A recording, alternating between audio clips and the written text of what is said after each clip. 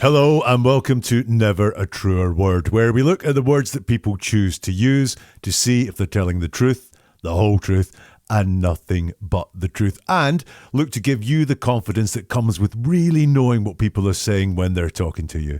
In this episode, we're going to look at Sebastian Rogers and the disappearance of Sebastian. It's going to be an episode that some of you are going to love and some of you are going to hate the conclusions on this, but by the end, I'm going to tell you what I think happens with Sebastian Rogers, and we're going to do that by looking at the words of his stepdad and his mum as well. If you're new to the channel, what we do here is we look at the words. So we don't look at evidence, theories. I know there's been a load of other stories going on around this disappearance of Sebastian. All I'm going to look at is the fact that he disappeared at the end of February this year. He's still missing, and we're going to look at an interview that his parents, or his stepdad and his mum, gave 8 days after Sebastian went missing. We're going to look at the statements that they gave, the words that they use, to see if we can learn a bit more about what happened to Sebastian Rogers. For example, this is a bit problematic. So kind of just walk us through that night. We were out and about that day. We were having a really good weekend. You'll find out why, and you'll also find out what I think has happened.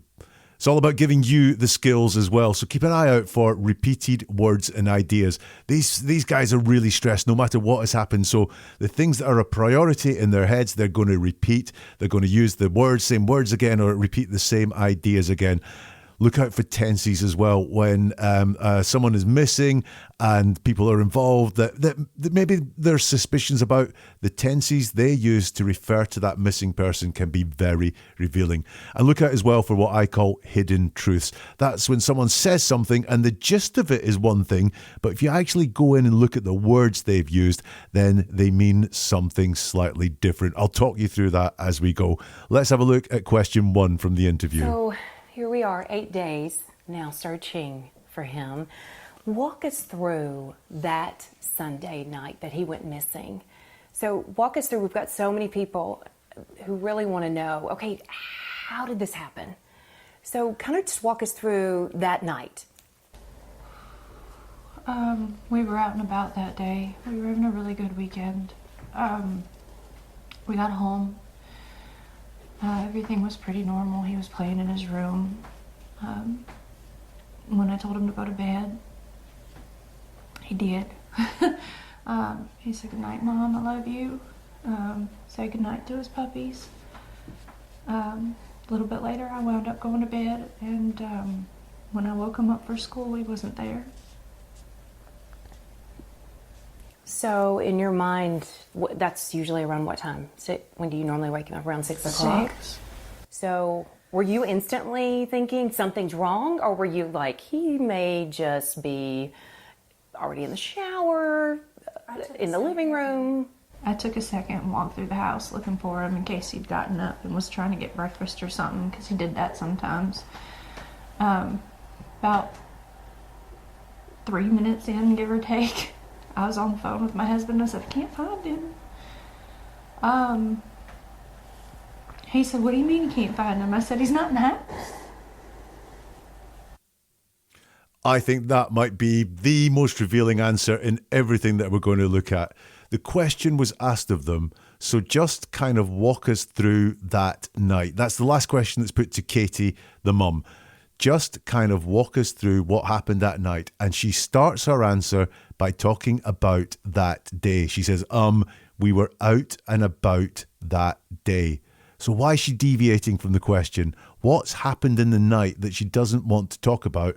Or what happened during the day that she does want to talk about? She wants to talk about the day more than the night. And I've got some questions as to why that is. In fact, if you look at her full answer, she spends about half the time talking about the night. Everything was pretty normal. He played in his room. When I told him to go to bed, he did. He said, "Good night, Mom, I love you." Said good night to his puppies. A little bit later, I wound up going to bed. But the rest of the time, she talks about the day, the weekend even, and when I woke him up for school, he wasn't there, so that is the next day. So she's asked to walk us through that night, and she doesn't. She does a little bit, but she does a lot more besides. She did talk about the weekend. She says, we were having a really good weekend. We got home. Did you notice the word "were" there? We were having a really good weekend. Not we had a really good weekend in its entirety.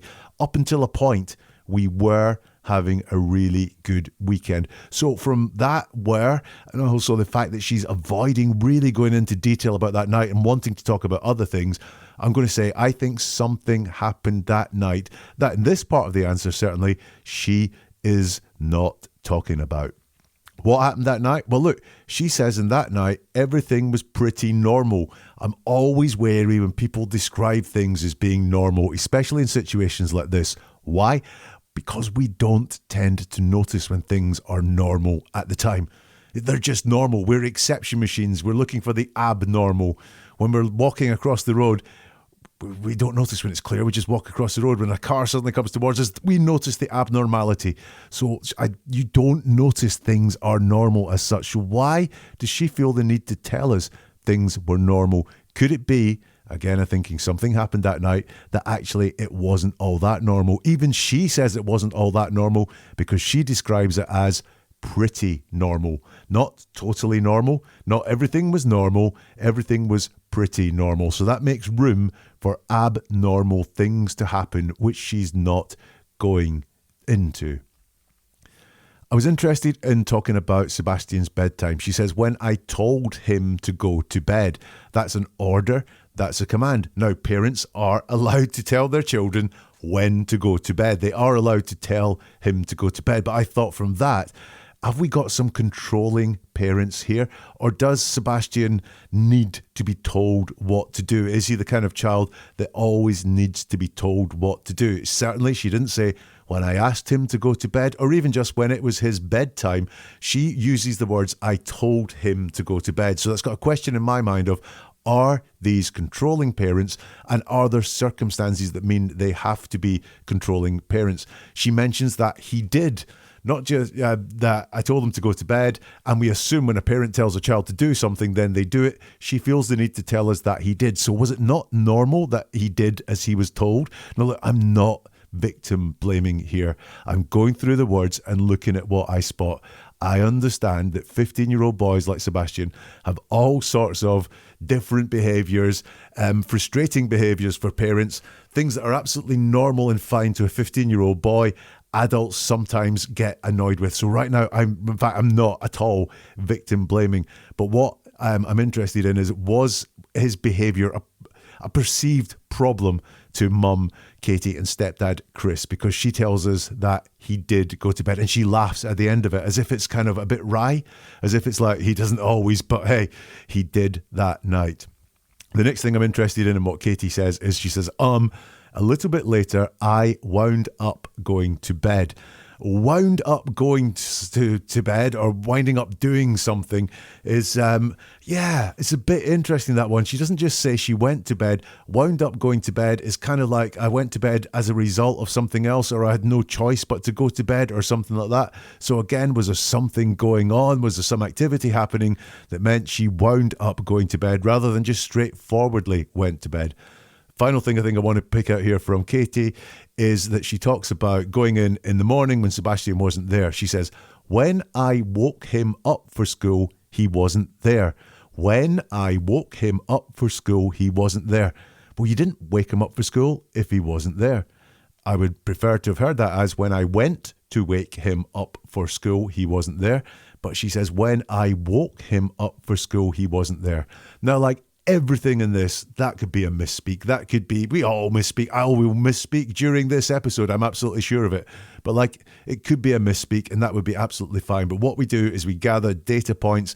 Then if we see things come up time and time again, or we gather lots of indications of deception or suspicion or anything like that, then we feel more confident in coming to a conclusion. So this could be a misspeak. But she does say she woke him up for school on the Monday morning. What happens next? Well, she's asked what time she normally wakes. She says around 6. She's asked, so you instantly think something's wrong, or were you like, just he may already be in the shower or in the living room? And Katie's reply is, I took a second walk through the house. Interesting, because she hasn't told us about the first walk through the house. She's asked what she instantly did, and she doesn't tell us what she instantly did. She tells us what she did after that, because this is that second walk through the house. By the way, I want you to look at Katie and her words, because she talks a lot about going through the house, about being really rigorous in the search of the house. This is her second walk through the house. And I was on the phone to my husband. I said, I can't find him. I'm interested in that. That could have been said as Sebastian's missing. Sebastian's not here. Sebastian's not there. But instead it's I can't find him. So already missing, I feel, was on her mind when she said that. Let's have some more from the interview. And so at that point, is that when you call 911, or what's going through your mind? While we were on the phone, and I was like, is he on the other side of the bed? The normal places he may be in the house, and he wasn't. So I was like, okay, well, hold on a minute. And immediately after that, we called the sheriff's department and made the report. I ran all over the house, outside, inside. I looked in every closet. Within minutes, they were here. They responded within minutes, and here we go. We have a compound question from the interviewer there. That's two questions in one. So she says, so at that point, is that when you call 911, or what's going through your mind? So there's two questions there. Is that when you call 911? And what's going through your mind? Now, when someone's being deceptive, it's really, a compound question's dead easy for them, because they can deal with only the question that they're most comfortable answering, and ignore the other one that gives them a bit of stress or a bit of tension. But it makes the interviewer feel like they've answered fully if they only answer one part of a compound question. So he's asked two questions in this compound question. Is that when you call 911? What's going through your mind? And reassuringly, Chris answers both questions. He tells us what was going through his mind, which is Sebastian somewhere else in the house? Is he on the other side of the bed, the normal places he may be? And he also says, at that point, we called the sheriff's department. Now, I know calling the sheriff's department and calling 911 are not the same thing. We'll deal with that shortly. Chris says that his thoughts were, is he on the other side of the bed, the normal places he may be in the house? Now, the other side of the bed is a normal place to be in the house. I mean, I don't know quite what that means, but once more, normal places he may be in the house. I'm getting some other issues with Sebastian's behaviour. Does he act up first thing in the morning when it's time to go to school? I don't know, but the words these guys are using suggest to me that they have issues with Sebastian's behaviour, I think is the best way of saying it. That's not necessarily the same thing as Sebastian was a badly behaved child. But again, I'm getting that from the words of Chris this time, the stepdad. Chris says, I was like, okay, well, hold on a minute. And immediately after that, we called the sheriff's department. Hold on a minute is pause. Let's gather ourselves. Let's work out what's going on. And immediately is, boom, doing something right now. Contradictory terms there. I know hold on a minute can be used as in a hold on a minute, something's going on here, let's do something. But yeah, two very diametrically opposed thoughts in his sentence. Hold on a minute and immediately called the sheriff's department. I've noted calling the sheriff's department is not the same as calling 911. He was asked, when did you call 911? And he says, we called the sheriff's department. And I know there are some theories out there that there may be reasons why he called the sheriff's department. I've seen two opposing theories, one of which is that some people know calling the sheriff's department direct means your call is not recorded like it would be in a 911 case. I also hear a story that he was out of town. Therefore, if he'd called 911, he would not have had local emergency response on the phone. And that's why he called the sheriff's department outright. Don't know why Katie didn't call 911, because she was actually there at the time. But perhaps going with that is this unexpected, not what was asked answer that Chris gives. He says, within minutes, they were here. They responded within minutes, which makes me think, is one of the reasons that the sheriff's department was called and not 911, to slow down the response, because Chris really has in his mind how fast the response was. We know Katie talking about going all over again, looked in every closet, and she says, I ran all over the house, outside, inside. And she mentions outside first in that list, outside and inside. That got me thinking, why was outside the first place you mentioned there? Did you know at that point that he was not inside the house. So outside was the first place you looked. Then you came inside, went all over the house, then looked in every closet. Notice that she's very descriptive of the search inside. I was looked in every closet. We got the walk through the house before as well. She's less descriptive of this search outside. I can't draw any conclusions from that. I just find it very interesting that while we're descriptive of looking in every closet, she's not descriptive of what it was that she was looking for or where she looked on the outside. So what's going through both of your minds? I mean, are we panicking? Is it this, oh, I think he's probably at a neighbor's house, or what are you thinking? My son doesn't run. He's not a runner. He's never run away before. I don't know why. I don't know why he walked out that door. I mean, he's a good kid. He's not a mischievous child by any means. But there's answers to questions that have no answers, or questions with no answers right now that we are searching for desperately, and we just don't have that. So there's more from Katie and Chris there. Once again, the question is, what are you thinking? And I'm always really interested in whether someone answers the question directly or whether, like the question about tell us about that night, do they go somewhere else? And Katie answers the question. What are you thinking? She says, I'm thinking my son doesn't run. He's not a runner. He's never run away before. So that's very directly answering the question, which is always an indication of honesty. I talked about hidden truths. Katie, in that answer, says what happened to Sebastian in her head. At least he walked out the door. She says, I don't know why he walked out that door. Two specifics there. She knows walked is something that he did, and the other one is that door. Not out the door or climbed out a window, left. No, she says, I don't know why he walked out that door. That's a specific door that it seems to me from what she says there, she knows that Sebastian walked out of a specific door. I don't know why he walked out that door. Lots of indications of motion in Katie's answer here. My son doesn't run. He's not a runner. He's never run away before, and he walked out of that door. So there's a repeated concept. Did he run? Did he bolt away? Is that why run, runner and run are said there?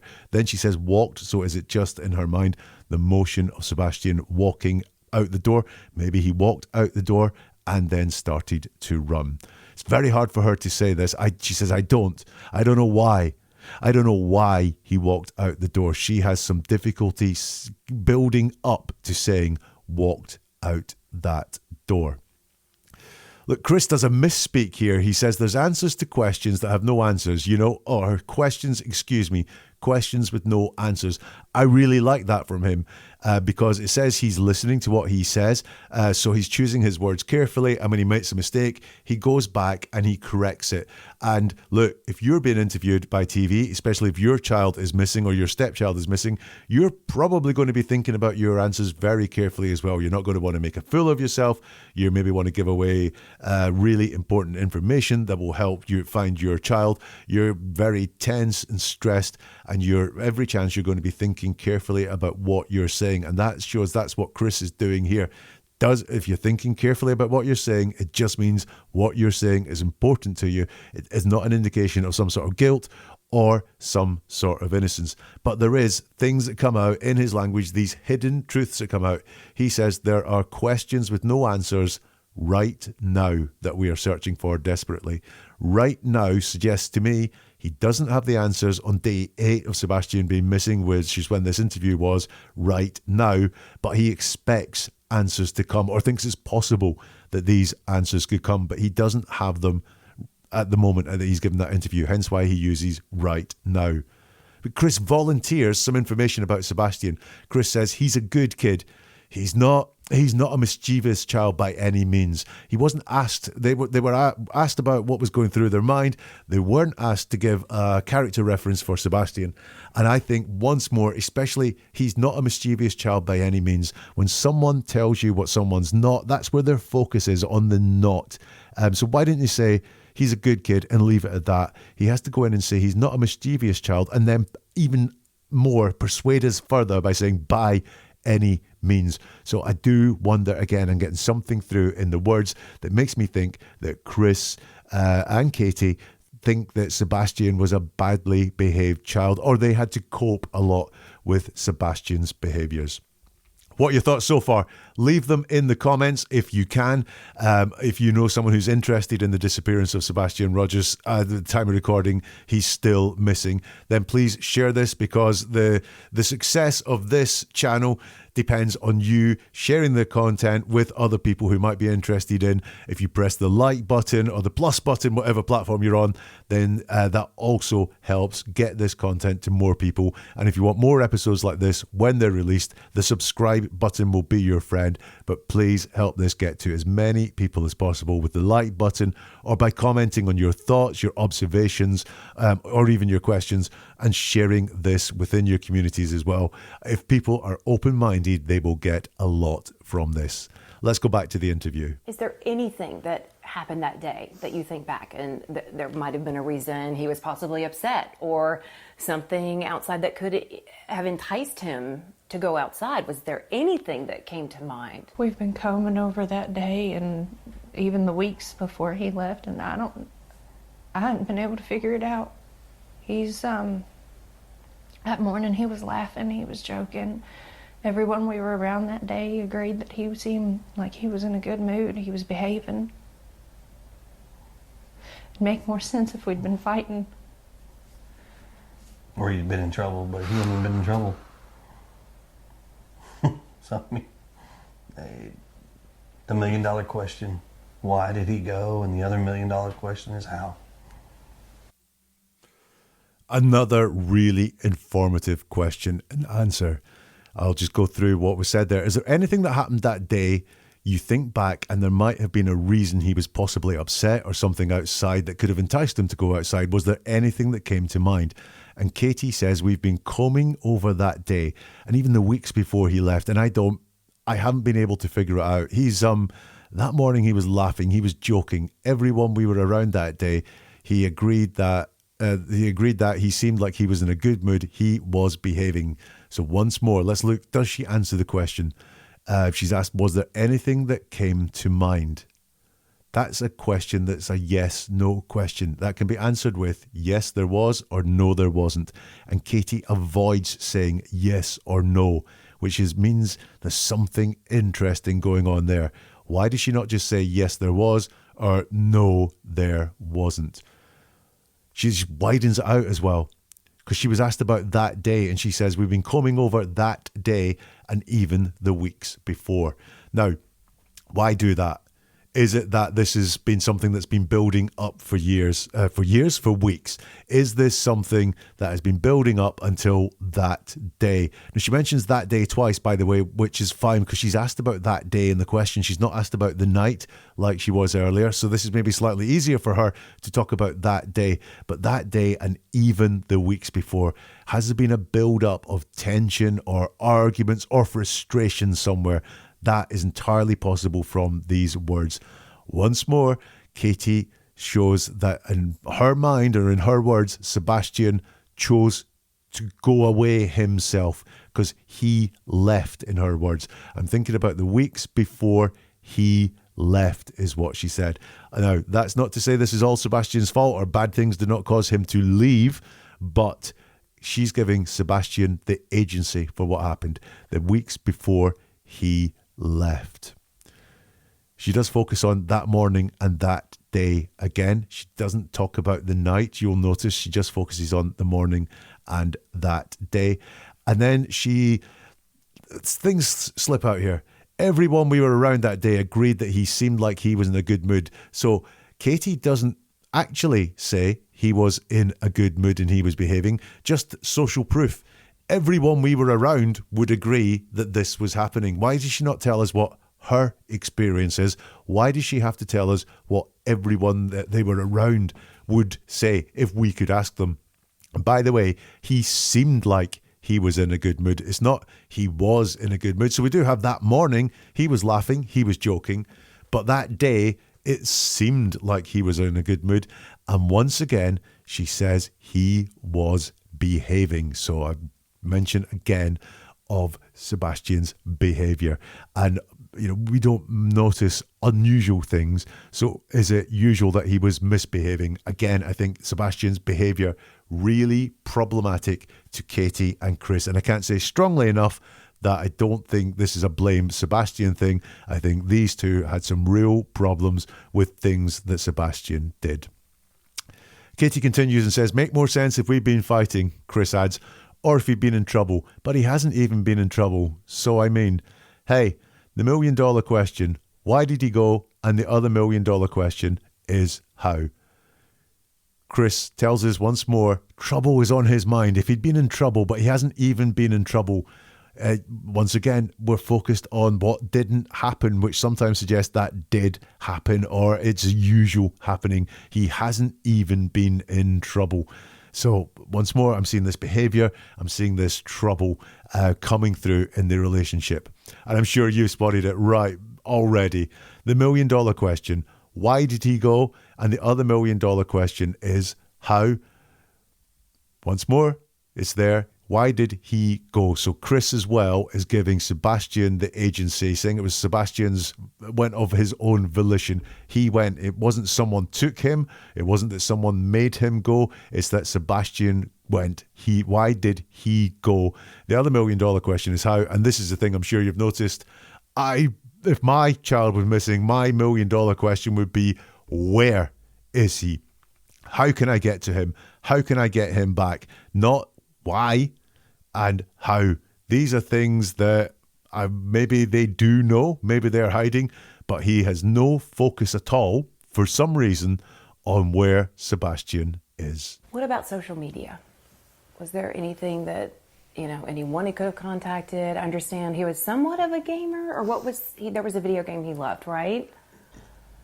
Minecraft. He loves Minecraft.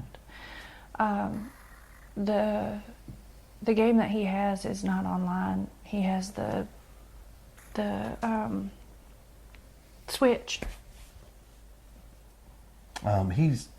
We don't, because of how social media can be, he doesn't have accessibility to communicate with folks On the internet. on internet. I mean, we have a firm belief that we just don't feel that right now that he's capable of having that kind of responsibility. Mm-hmm. So, I mean, his phone is locked down, his computers, his gaming. He doesn't have a gamer tag. He doesn't have online capabilities with games.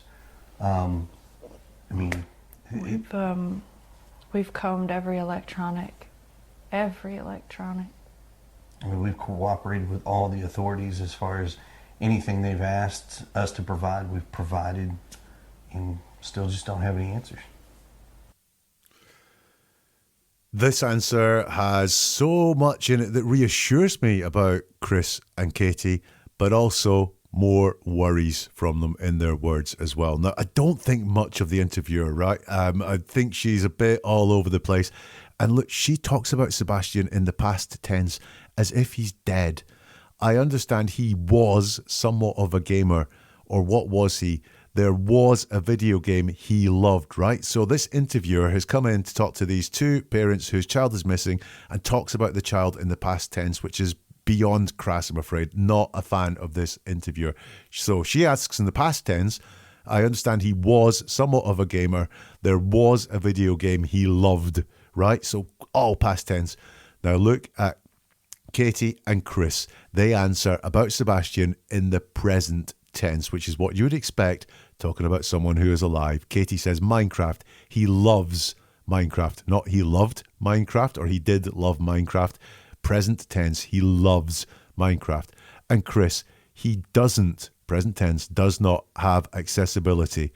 He also says, we just don't feel right now. So again, present tense, not we didn't feel that he was capable of having that sort of responsibility. We just don't feel right now he's capable. He is capable. So this is all present tense. He doesn't have a gamer tag. Present tense. He doesn't have online capabilities.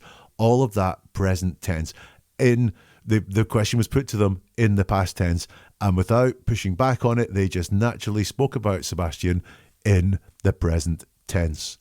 What do I worry about then? Well, Chris goes to say something talking for himself and then stops and restarts and talks about him and Katie together. And it's about the restrictions that are put on Sebastian online and with gaming. Chris says, we have a firm belief that we just don't feel right now he's capable of having that responsibility. So I wonder if Chris is the disciplinarian and realised that he was about to make himself look like he's disciplinarian, like he's controlling. We have a firm belief, and softens it to say this is joint, this is parents together. I ain't so bad, this is parents together doing this. Notice that he doesn't ban Sebastian from the internet or social media because it's horrible out there. He says how social media can be, and we all know social media can be horrible, can be dangerous, it cannot be a place where you would want a 15-year-old boy to be for their own good, for their protection. But note that that's put on Sebastian. It's not that I'm keeping Sebastian away from social media and the internet because it's horrible. It's that Sebastian is not capable of having that kind of responsibility right now. So that's an interesting one. That's kind of doing Sebastian down rather than doing social media and the internet down. He also says we just don't feel right now he's capable of that kind of responsibility. Just as a minimizing word. There's more going on there. I think he wants us to focus on the fact that Sebastian's not ready to be online yet, but I think there is more going on around that. And Chris, in that one paragraph answer, look at all the restrictions he's put on a very small part of a 15-year-old boy's life. He doesn't have accessibility to communicate with folks on the internet. His phone is locked down. He doesn't have a gamer tag. He doesn't have online capabilities. So that's quite a lot in just one very short couple of sentences where Chris talks about a lot of restrictions that have been placed, and I believe by him, more so than Katie, a lot of restrictions that have been placed on Sebastian's life. Katie then says, we've combed every electronic. Now, this is the second time she's used the word combed.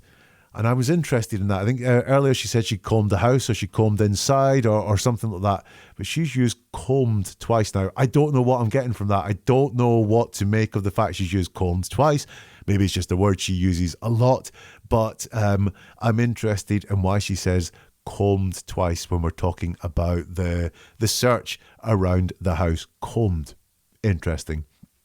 And then Chris, now this is hidden truths, right? This looks like I'm being upfront, I'm being honest, we're doing everything we can to help. Chris says, we've cooperated with all the authorities as far as anything they've asked us to provide, we've provided, and still just don't have any answers. So that looks like, hey, we've cooperated with all the authorities, look how good we are. But then look, it's not we've cooperated with all the authorities, full stop. It's not we've given them everything. Or we've given them everything they've asked for and more. They've only cooperated as far as anything they've asked us to provide, we've provided. So it's not like we've given them everything. It's not even saying there's some stuff we've held back. Only if the authorities have asked for something, they've provided it. It doesn't say we've fully cooperated with the authorities. Let's talk too about the relationship involved, because the biological father is very much involved in Sebastian's life as well. Yes, ma'am, very much.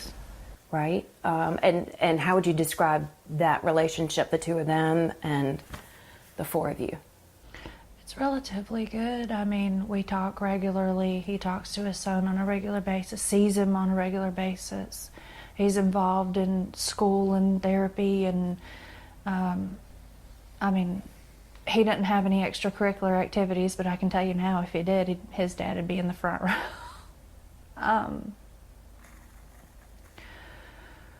In two different households,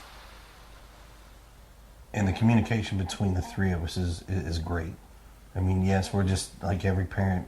We all have our disagreements, but in the end, we come together as a team and we work, and we come up with solutions that as we best see fit. I mean, I'm almost in contact with him almost daily. So, really interesting answer about Sebastian's biological father.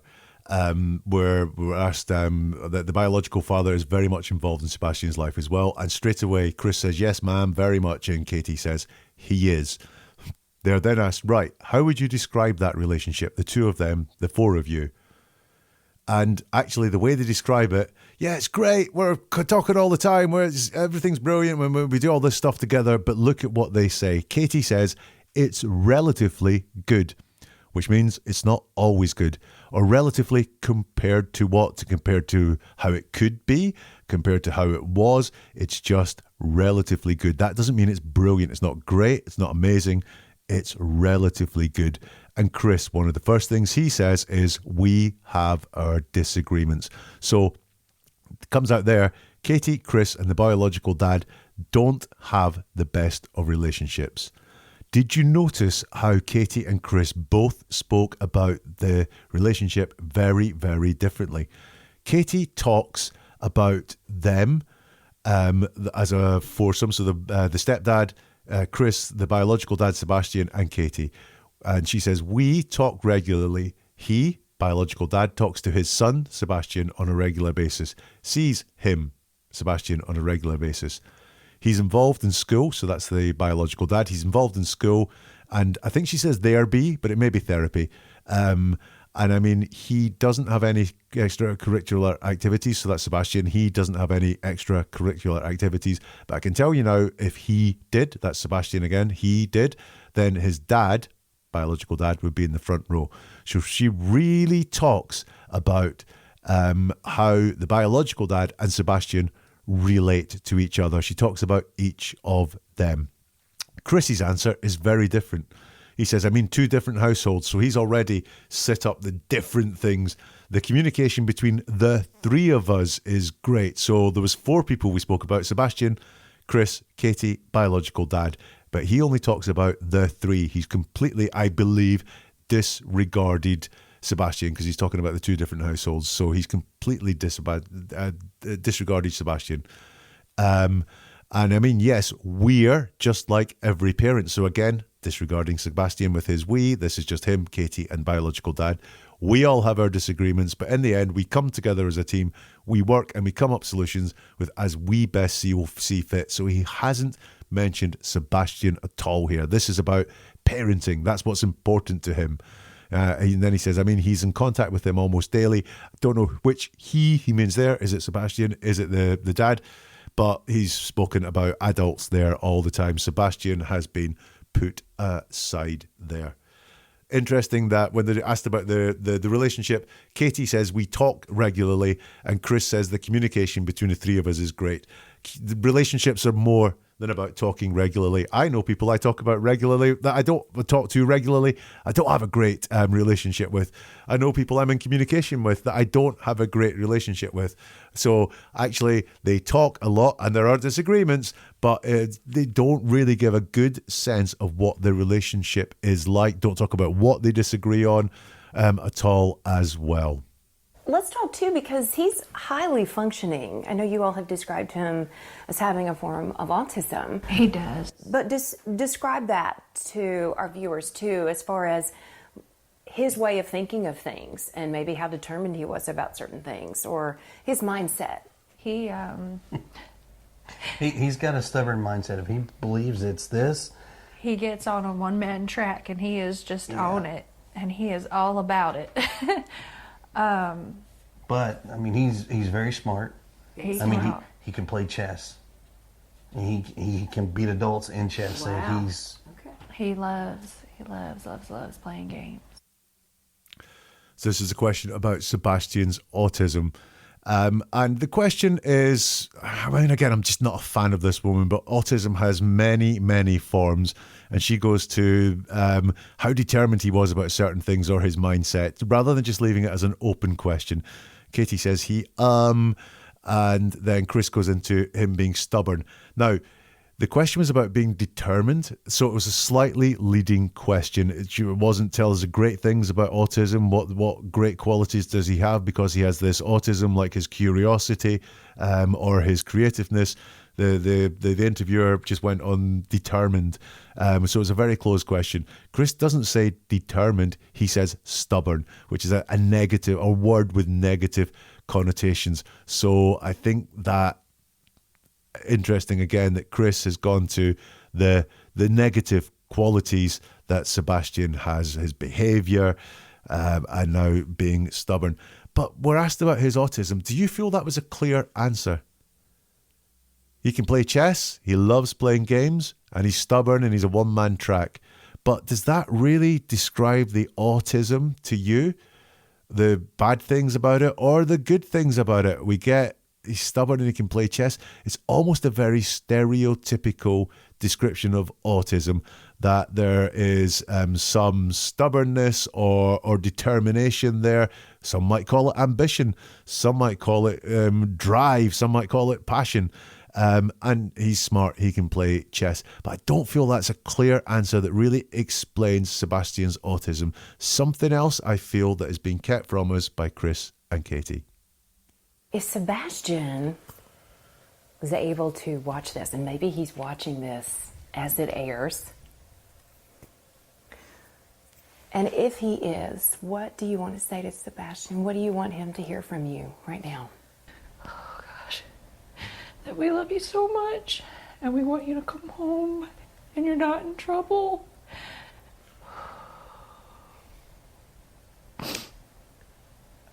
I guarantee you he is loved. And trust me, the open arms are waiting for him to come home.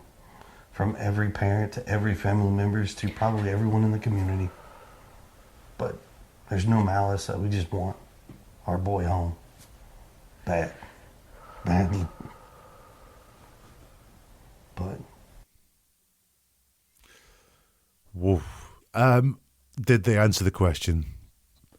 The question is, if Sebastian was able to watch this, and maybe he's watching this as it airs, and if he is, what do you want to say to Sebastian? What do you want to hear? What do you want him to hear from you right now? And Katie answers that question. She talks directly to Sebastian. We love you so much. We want you to come home. You're not in trouble. And notice she talks for the pair of them. She says, we love you, Sebastian, talking directly to him so much. And we want you to come home and you're not in trouble. So Katie answers the question and talks for herself and Chris and talks directly to Sebastian. Chris, on the other hand, talks to the interviewer. I guarantee you he is loved. So he talks on his own behalf. I, Chris, guarantee you, the interviewer, he is loved. So Sebastian's over there in the third person, far away, not talking directly to Sebastian, which he's been asked to do. For some reason, he doesn't do that, and he talks to the interviewer and talks for himself, whereas Katie has talked for himself, for Chris and herself.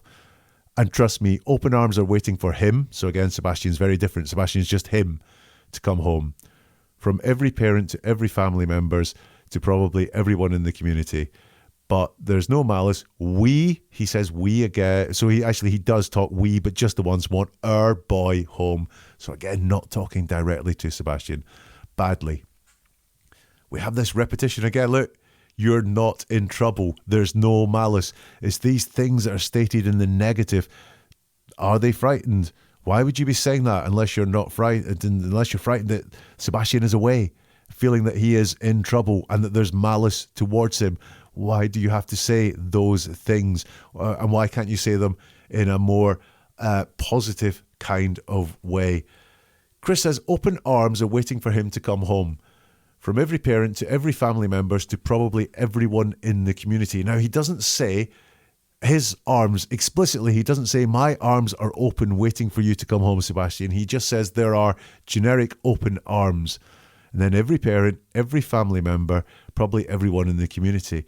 And I wonder about what he means by family members. Family members have come up before as we've been looking at the words. And there was another little excerpt at the very start of the interview, which we didn't play, where they talked about family members as well. Have a listen to this. He's going to walk through that door.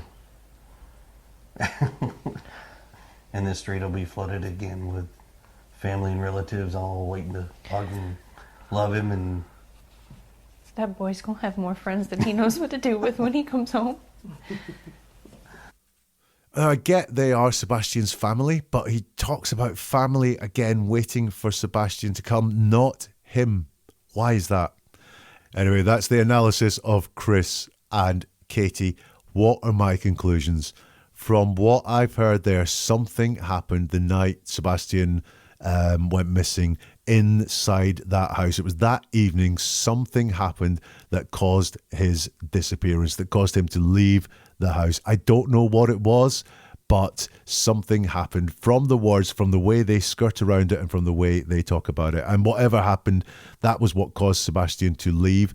And I don't know whether he did walk out the house or was pushed out the house, but it was Sebastian that left rather than, someone taking him away somewhere, I believe. Was it related to Sebastian's behaviour? Did they just get tired of what they perceived as his bad behaviour, or was his behaviour causing them tension or stress? I mean, we saw quite a bit of control in Chris, a little bit in Katie as well, quite a bit of authoritarianism. So I think, was he going against them, or was he doing things that didn't make them happy? Is that what caused some sort of row, some sort of fight that was this incident? Are the wider family involved in what happened? I don't know, but I do have that sense of wider family. But I think most importantly, from just that interview, and I know there's a whole lot more happen, I don't see signs of guilty knowledge beyond hiding what happened that night. Maybe they've been asked to by law enforcement, I don't know. Maybe they're ashamed of what they did and out of embarrassment they don't want to talk about it. I don't see signs of guilty knowledge. Look at them talking about Sebastian in the present tense. Look at Katie talking directly to Sebastian as well. All those are all reassuring signs. I didn't see any signs of guilty knowledge from them. So some things to help you. Remember, repeated words or ideas. Just like we saw the repetition of behaviour, trouble, malice in there, I think that gives us a sense of what was going on inside that family. When people are missing, tenses can be really important. And that hidden truth. We had a relatively good relationship. He seemed to be well behaved. All those things, those words will reveal the truth of what is going on. You are the marketing for Never a Truer Word. So if you can share this with anyone that's interested in missing people in general, may learn a lot from this, or the Sebastian Rogers case, that would be brilliant. I'm always interested in your comments, your observations, any questions you have as well. You can get in touch on social media. The links are in the show description or in the comments here. And a like is a little thing to press, but it goes a long way in spreading the word about Never a Truer Word. And the subscribe or follow buttons mean you'll get more episodes from this as soon as they arrive. And we'll see you again soon for something else from Never a Truer Word.